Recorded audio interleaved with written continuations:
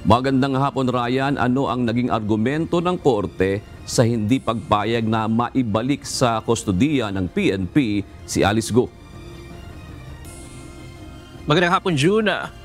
Moot o wala ng saysay yung hiling ng kampo ni dating Mayor Alice Go na very urgent motion to remain at PNP Custodial Facility dahil kaninang umaga, bago pa man June lumabas, yung hold in abeyance order ng RTC ay nailipat na si dating Mayor Go dito sa BJMP facility.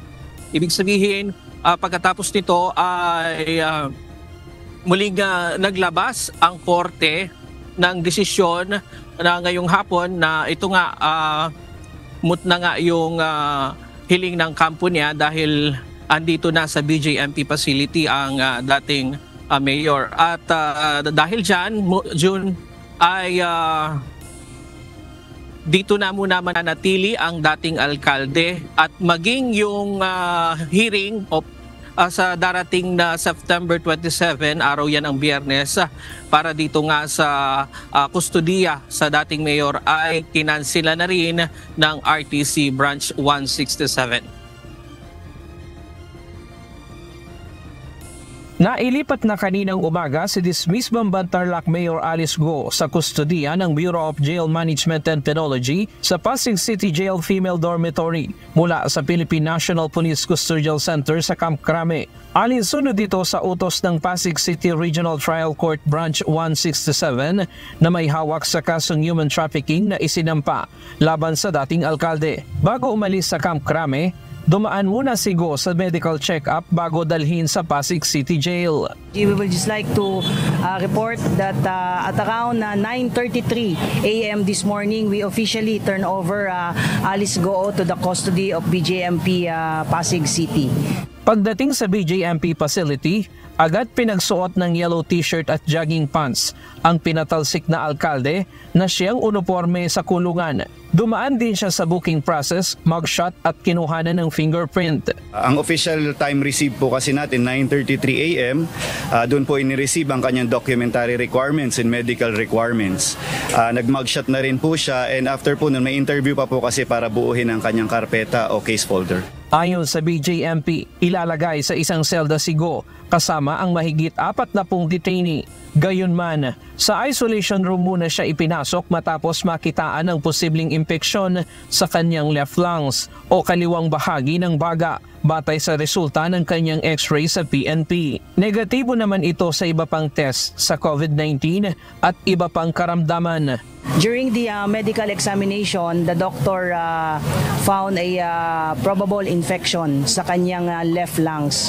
So, the BJMP, upon receiving the Alice Go, will have now the disposition on how to treat this possible infection na meron po si Alice Go. Ang BJMP agad namang nagsagawa ng pagsusuri sa dating alkalde para makumpirma ang sinasabing lung infection. Ngayon po, as a matter of protocol, kailangan siyang i-isolate. Pero minarapat po ng ating Chief BJMP, Jail Director Robelis Rivera, na i-determine na agad. Kasi para malaman kung saan siyang selda ihalo. Kasi siksikan po talaga dito at alangan namang may isa pa tayong selda. Kapag nagpositibo si Go, mananatili muna siya sa isolation room kasama ang 3 iba pa na may sakit na tuberculosis. Tiniyak naman ng BJMP na hindi na nakakahawa ang sakit na TB ng 3 detainee dahil sumasailalim na ang mga ito sa gamutan. Yes, confirm po yun, yung medical results, and ang advice po ng aming health service ay i-isolate siya. May kasama po siyang 3 doon na may tuberculosis case, pero ito po ay almost 1 month na nagagamutan and inassure naman ng ating doctor na hindi na ito nakakahawa, yung 3 na naka-isolate. Kung negatibo ang resulta ng test ni Go, sinabi ng BJMP na agad siyang ililipat sa regular na selda kung saan makakasama niya ang 43 inmate. I think kasi recurring yung ubo niya at saka sipon. Siguro since dumating siya dito, parang, dumating when she was apprehended, medyo recurring na yung ubo at sipon niya. So baka yun yung nag-trigger din lalo. Tapos yung environment na mainit, tapos biglang uulan, tapos biglang nasa aircon. So I think yun yung nag-cause din. Bumaba rin daw ang timbang ng kaniyang kliyente dahil sa stress. Mula sa 75 kilos, bumagsak ito sa 68 kilos. Stress, yun. Parang hindi niya kasi alam kung ano mangyayari. So sabi nga namin, day by day, iba-iba yung mangyayari. Biglang nandun, tapos hindi na ililipat, tapos nalipat, tapos ito baka ibalik. So ayun, and mostly magkakaroon pa rin ng mga hearings talaga, attend pa rin siya doon. Sa ngayon, nasa 136 ang kabuuang bilang ng mga nakakulong sa Pasig City Jail Female Dormitory, higit itong mas marami kumpara sa 36 lamang na capacity ng pasilidad. June ngayong hapon, lumabas na rin yung sputum test result.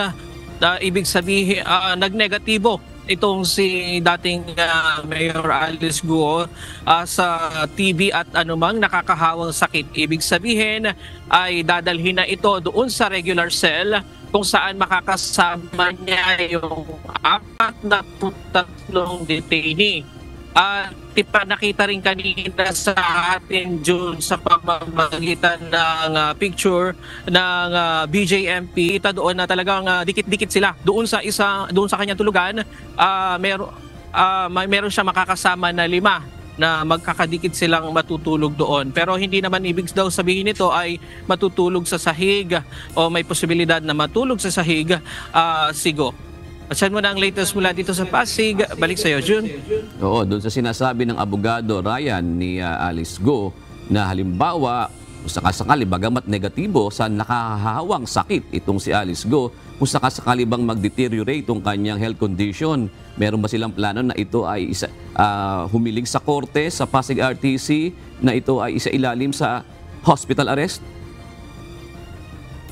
Sa ngayon, hindi pa natin muling nakakausap yung abogado ni Mayor Go dahil kanina, bago lumabas itong desisyon ng korte ngayong hapon, nakausap natin sila at ang prioridad nga nila ngayon yung security ni Go dahil nga doon sa bantaraw sa kanyang buhay, kaya gusto nilang mailipat muli ito doon sa PNP detention facility at yun ang kanilang inuuna. Pero ngayong hapon ay nung lumabas yung desisyon ng korte, hindi pa natin muling nakakausap itong kampo ni Go kung ano ang susunod nilang hakbang at kung lalala nga yung sakit nitong si Go ay kung aapila sila sa korte. Alright, maraming salamat, Ryan Lacanlale.